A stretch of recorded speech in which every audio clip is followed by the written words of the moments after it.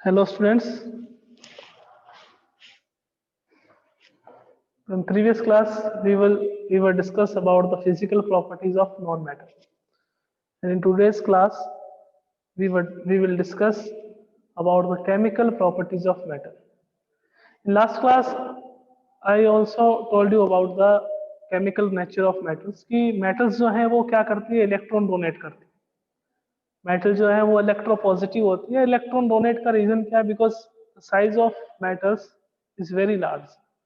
तो large size के कारण से मेटल की टेंडेंसी होती है कि वो इलेक्ट्रॉन लूज करके अपना ऑक्टेट कंप्लीट करे. तो इसके कारण से मेटल्स जितनी भी हैं उनके ऊपर कौन सा चार्ज आता है? पॉजिटिव चार्ज आता है. तो मेटल्स को अपन कह सकते हैं that metals are electropositive elements, क्योंकि इलेक्ट्रॉन लूज करने के कारण उसके ऊपर पॉजिटिव चार्ज आता है. और अगर मैं रिएक्टिविटी की बात करूं मेटल्स के, तो when we move top to bottom then the atomic size increases and tendency to lose electron is also increases and reactivity is also increases. अगर आप टॉप टू बॉटम आओगे तो रिएक्टिविटी मेटल्स की इंक्रीज होगी, because atomic size क्या हो रहा है? उनका इंक्रीज हो रहा है, और इलेक्ट्रॉन लूज करने की टेंडेंसी है वो भी क्या हो रही है? इंक्रीज हो रही है. तो आज की क्लास में अपन देखेंगे कि मेटल्स जो है वो कौन कौन सी केमिकल रिएक्शन शो करती हैं, कौन कौन सी केमिकल प्रॉपर्टीज शो करती हैं, और कौन सी कंडीशन में करती हैं. तो देखिएगा, अगर बात करें मेटल्स के केमिकल प्रॉपर्टीज की, तो फर्स्ट प्रॉपर्टी आती है reaction with oxygen.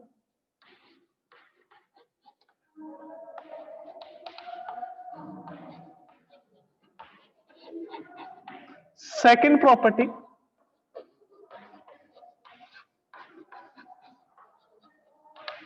Reaction with water. Third property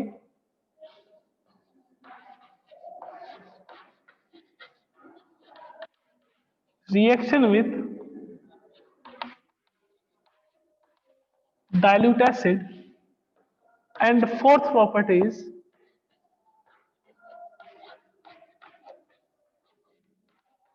reaction with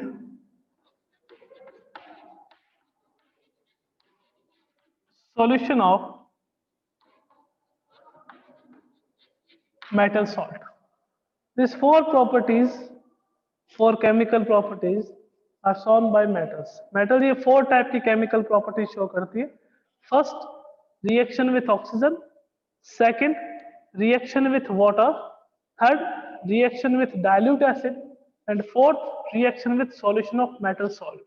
जितने भी आपके पास मेटल सॉल्ट है, लाइक कॉपर सल्फेट है ना, लाइक सिल्वर नाइट्रेट, तो उनके साथ reaction. Dilute acid HCl H2SO4 HNO3, इनके साथ reaction. Reaction with water H2O के साथ, एंड रिएक्शन विथ ऑक्सीजन. तो फर्स्ट अपन डिस्कस करेंगे reaction of metal with oxygen.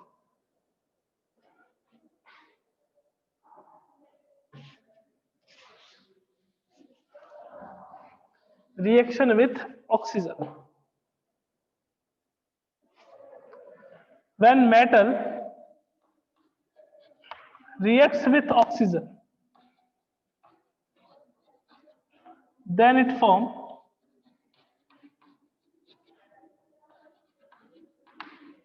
Metal oxide. जब भी कोई मेटल ऑक्सीजन के साथ रिएक्शन करती है तो किसका फॉर्मेशन करेगी? मेटल का, सॉरी मेटल ऑक्साइड का फॉर्मेशन. तो सबसे पहले अपन देखते हैं, जैसे आपके पास आ गया sodium 2Na plus O2 gives to Na2. Reaction balance करनी है.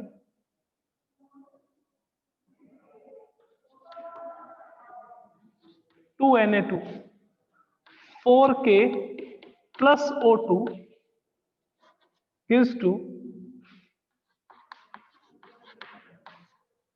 2K2. जब भी कोई मेटल ऑक्सीजन के साथ रिएक्शन करती है तो किसका फॉर्मेशन करेगी? मेटल ऑक्साइड का. अब रिएक्शन जो है वो अलग अलग कंडीशन में होती है. ये आपके पास सोडियम और पोटेशियम की रिएक्शन होगी. अब अगर जैसे आपके पास elements like aluminium, zinc and lead Pb, ये अगर केमिकल रिएक्शन करते हैं तो ये भी ऑक्साइड का फॉर्मेशन करते हैं, but these elements form A protective layer when they react with oxygen. अगर आप एल्यूमिनियम के रिएक्शन कराओगे, that aluminium plus oxygen, then the oxide will be Al2O3, aluminium oxide. Reaction balance करें थोड़ी सी, देखिएगा यहाँ पे अपन कर देते हैं 2 और यहाँ पे आप कर देते हो 3/2। कि सर 3/2 का मीनिंग, 3/2 का मीनिंग आपके पास क्या रहेगा, 3 ऑक्सीजन ही रहेगा। और अदरवाइज अगर आपको ऐसे नहीं लिखना, देन 3O2 एंड 4Al, तो आपके पास क्या आएगा 2Al2O3। आप रिएक्शन कराओगे जिंक के साथ, आप रिएक्शन कराओगे लेड के साथ, तो जिंक प्लस आपके पास ऑक्सीजन, तो किसका फॉर्मेशन होगा, ZNO का 2 Pb प्लस ऑक्सीजन, तो किसका फॉर्मेशन होगा, PbO का 2PbO। तो ये जो एलिमेंट्स है like aluminium, zinc and lead, अगर आप इनकी ऑक्सीजन के साथ रिएक्शन करवाते हो तो ये प्रोटेक्टिव लेयर का फॉर्मेशन करता है। कि सर क्या होता है प्रोटेक्टिव लेयर? अब ये प्रोटेक्टिव लेयर का फॉर्मेशन करते हैं, इसका मीनिंग ये क्या हो गया कि अगर ये कंपाउंड, अब जैसे आप एल्यूमिनियम की रिएक्शन, फ्रेशली एल्यूमिनियम की बात नहीं कर रहा, अब आप एल्यूमिनियम की रिएक्शन अगर इसके साथ करवा रहे हैं, मान लीजिए कि डाइल्यूट एसिड के साथ करवा रहे हैं, तो वो रिएक्शन बहुत स्लो हो। कि सर ऐसा क्यों? बिकॉज एल्यूमिनियम जो है वो एटमॉस्फेयर में, एयर में जो ऑक्सीजन प्रेजेंट होती है उसके साथ रिएक्शन करके एल्यूमिनियम ऑक्साइड का फॉर्मेशन करता है और वो प्रोटेक्टिव लेयर बन जाती है। अब अगर आप इनकी रिएक्शन डाइल्यूट एसिड के साथ करवा रहे हो तो पहले वो रिएक्शन बहुत स्लो होगी, बिकॉज पहले जो प्रोटेक्टिव लेयर ऑफ ऑक्साइड का फॉर्मेशन हो रखा है, वो ऑक्साइड जो लेयर है ऑक्साइड की वो रिमूव होगी, उसके बाद जो एल्यूमिनियम वो रिएक्ट करेगा किसके साथ, एसिड के साथ। तो अगर कभी भी एल्यूमिनियम हो गया, जिंक हो गया, लेड हो गया, ये रिएक्शन करते हैं डाइल्यूट एसिड के साथ, तो पहले रिएक्शन स्लो होती है because of the formation of protective layer, क्योंकि ये आपके पास एयर में जो ऑक्सीजन प्रेजेंट है उसके साथ रिएक्शन करके ऑक्साइड में कन्वर्ट हो जाते हैं और एक प्रोटेक्टिव लेयर का फॉर्मेशन करते हैं।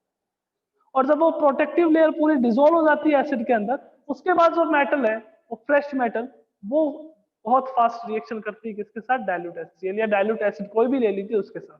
ओके, तो फर्स्ट रिएक्शन थी very reactive metals, sodium and potassium के साथ, तो क्या हुआ आपको, उसके ऑक्साइड का फॉर्मेशन हुआ।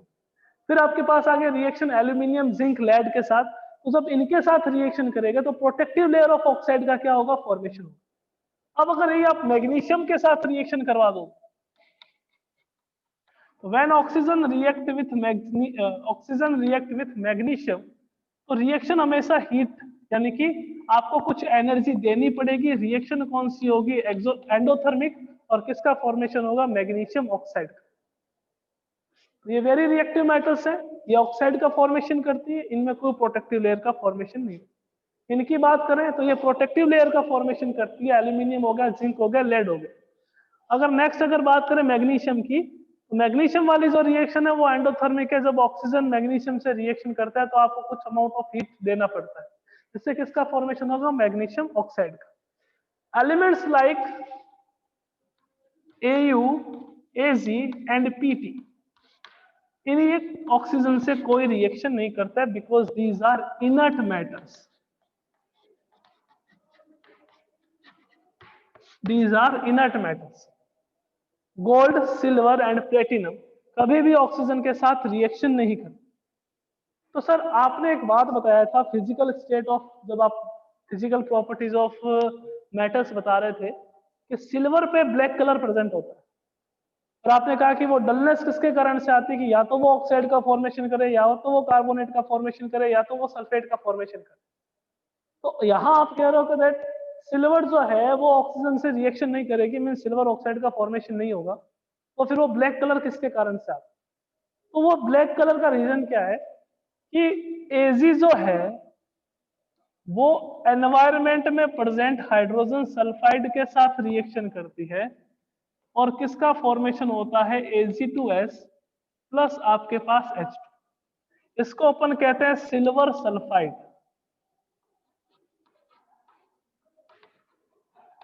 This is known as silver sulphide. और ये जो सिल्वर सल्फाइड है वो कौन से कलर का होता है आपके पास, ब्लैक कलर का।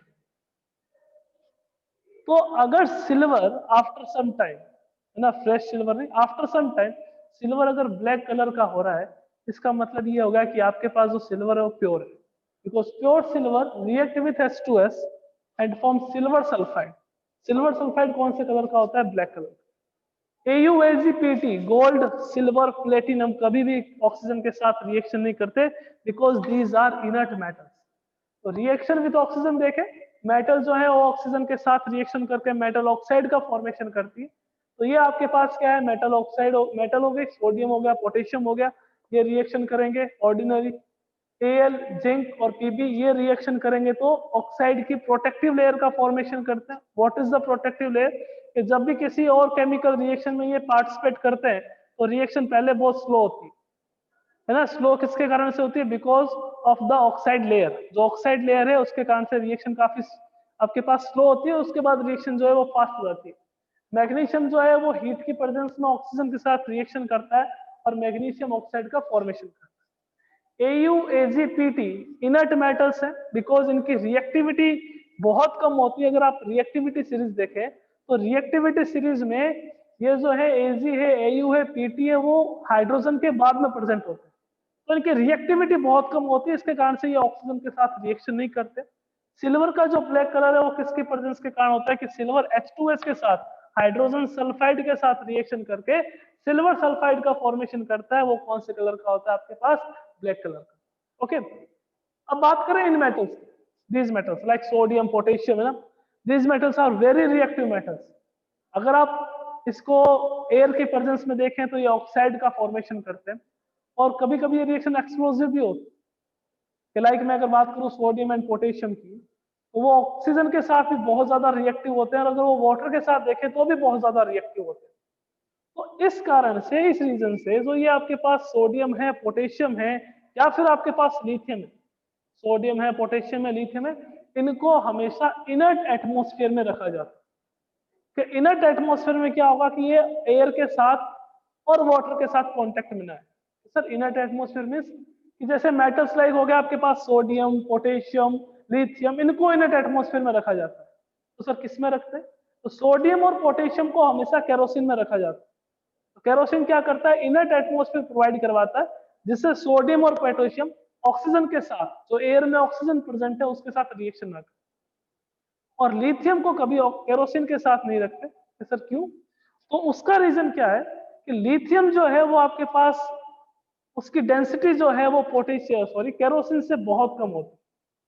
तो lithium will be float on the surface of kerosene. तो इसके कारण से लिथियम को हमेशा कहाँ रखते हैं? पैराफिन वैक्स में। और सोडियम एंड पोटेशियम को हमेशा रखा जाता है केरोसिन में, ताकि इनर्ट एटमॉस्फेयर प्रोवाइड हो सके उसको और वो ऑक्सीजन के साथ यानी कि एयर के साथ रिएक्शन ना करे, बिकॉज इनकी रिएक्टिविटी बहुत ज्यादा है। अगर आप इसको ओपन मीडियम में रखोगे तो ये ऑक्सीजन के साथ रिएक्शन करके सोडियम ऑक्साइड या पोटेशियम ऑक्साइड का क्या कर देंगे? फॉर्मेशन कर देंगे। तो sodium and potassium always placed in the kerosene which provide inert atmosphere to these metals. And metal lithium is placed in paraffin wax.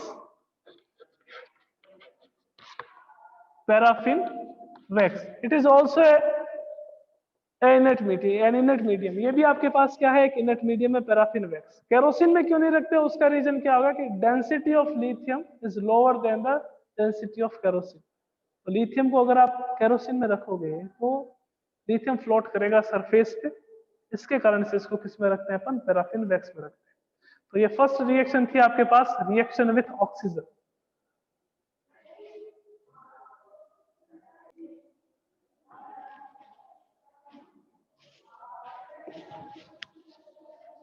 तो क्वेश्चन आ जाए कभी आपके पास कि why sodium and potassium are placed in the kerosene? Because sodium and potassium are very reactive metal, so they are placed in an inert atmosphere like kerosene. And while lithium is placed in the paraffin wax, उसका reason क्या रह जाएगा अपने पास? Because the density of lithium is less than kerosene and lithium will be float on the surface of kerosene. Due to this reason lithium will be placed in paraffin wax. Okay, next देखिएगा, बात करते हैं oxide का formation हुआ है तो nature of metal oxide. Nature of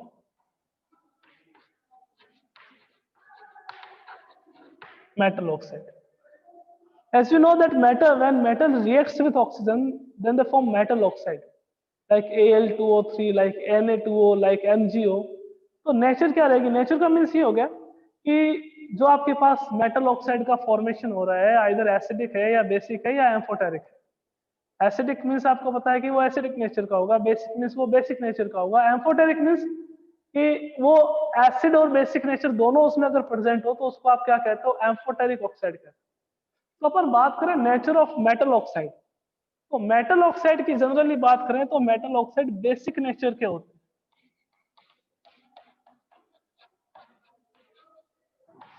All the oxides of metal will be in basic nature. Sir, why?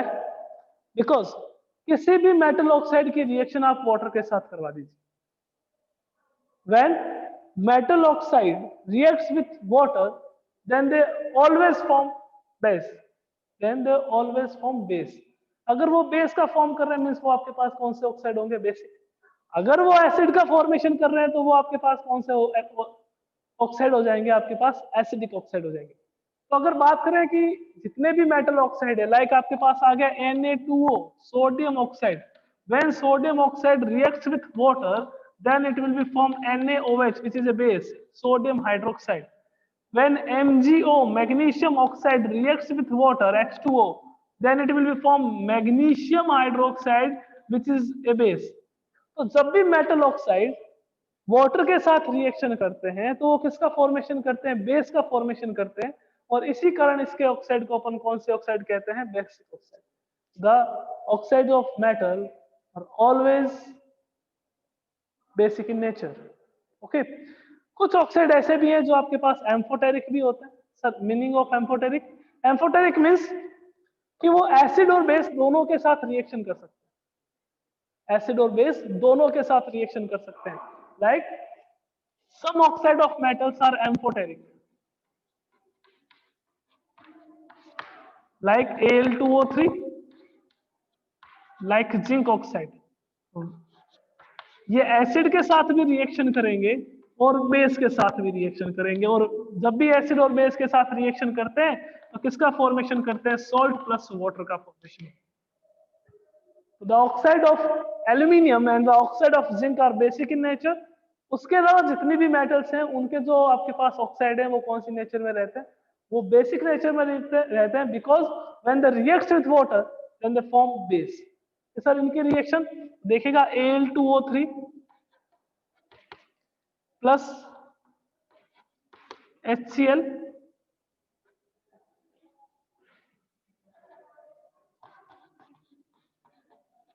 AlCl3 plus 3H2O, salt plus water. अगर आप इसकी रिएक्शन बेस के साथ कराओगे, Al2O3 प्लस NaOH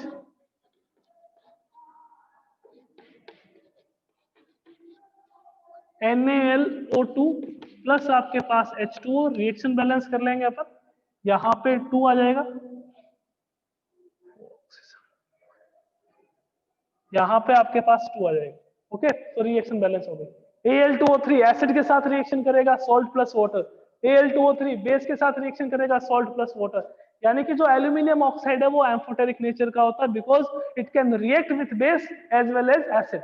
बाकी जितने भी मेटल के ऑक्साइड है वो सारे के सारे बेसिक नेचर के होते हैं। Na2O plus H2O, 2NaOH, MgO plus H2O, MgOH का होल ट्वाइस, बिकॉज ये वाटर के साथ रिएक्शन करके बेस का फॉर्मेशन। तो अगर नेचर की बात करें मेटल ऑक्साइड के, तो मेटल ऑक्साइड आपके पास बेसिक नेचर के होते हैं। कुछ एक्सेप्शन है जो एम्फोटेरिक नेचर के होते हैं, जैसे आपके पास for example aluminium oxide and zinc oxide. Okay, next आइए देखते हैं chemical property, reaction with water.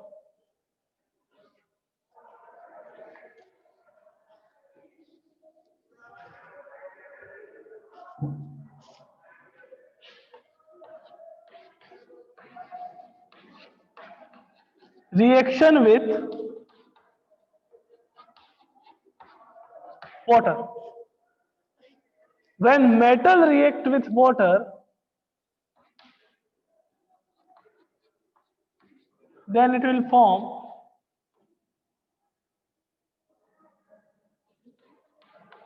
Metal hydroxide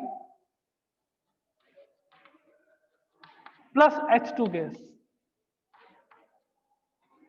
and liberate H2 gas. Like कि आपके पास रिएक्शन करवा दो Na की H2O के साथ, तो किसका फॉर्मेशन होगा? NaOH का। रिएक्शन बैलेंस कर लेते हैं, 2 2 एंड H2 और 2 NaOH plus heat, sorry reaction करवा दो पोटेशियम की, तो किसका फॉर्मेशन होगा? 2KOH का प्लस H2 प्लस हीट। ये रिएक्शन जो है वो हाईली एक्सोथर्मिक रिएक्शन होती है। These reaction are highly exothermic. Exothermic का मीनिंग क्या हो गया कि इसमें बहुत ज्यादा अमाउंट में हीट इवॉल्व होती है। सर क्यों? Because these are very reactive metals. ये बहुत ज्यादा रिएक्टिव मेटल्स हैं, इसके कारण से जब भी ये वाटर के साथ रिएक्शन करेगी तो किसका फॉर्मेशन करेगी? एक तो बेस का, और यहाँ पे प्लस H2 गैस इवॉल्व होगी प्लस हीट का।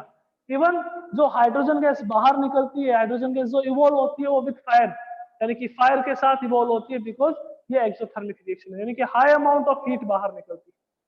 अगर बात करें कैल्शियम की, तो calcium reacts with cold water, can react with cold water and form CaOH का whole twice, प्लस आपके पास क्या आ जाएगा? H2। अगर बात करें मैग्नीशियम की, magnesium react with hot water and form MgOH whole twice plus H2 gas. अगर आप क्या करते हो कि मैग्नीशियम की रिएक्शन करवा रहे हो वाटर के साथ, हॉट वाटर के साथ, तो आपको क्या मिलेगा? MgOH का whole twice plus H2 gas. Okay, अगर आप मैग्नीशियम की रिएक्शन करवा रहे हो स्टीम के साथ, स्टीम H2O, तो when metal react with steam then they form metal oxide MgO and evolve hydrogen gas and evolve hydrogen gas। तो मेटल वाटर के साथ जब भी रिएक्शन करेगी तो किसका फॉर्मेशन करेगी? Metal hydroxide plus hydrogen gas. अब रिएक्शन कौन सी मेटल कौन से वाटर के साथ करेगी? मींस कि आपके पास जैसे आ जाता है कि सोडियम आ जाता है, पोटेशियम आ जाता है, तो जनरली वाटर के साथ रिएक्शन करती है। कैल्शियम जो है वो कोल्ड वाटर के साथ करती है, मैग्नीशियम जो है वो हॉट वाटर के साथ करती है, and magnesium can be react with steam, and when magnesium react with steam then it form magnesium oxide and hydrogen gas।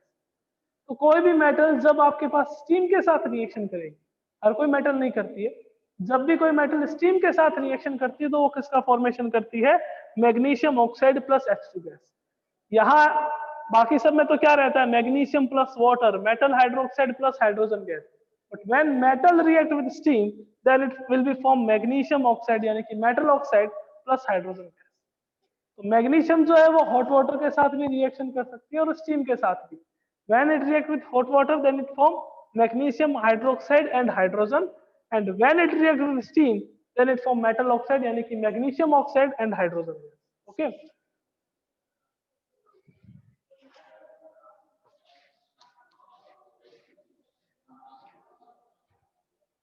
The metal like aluminium,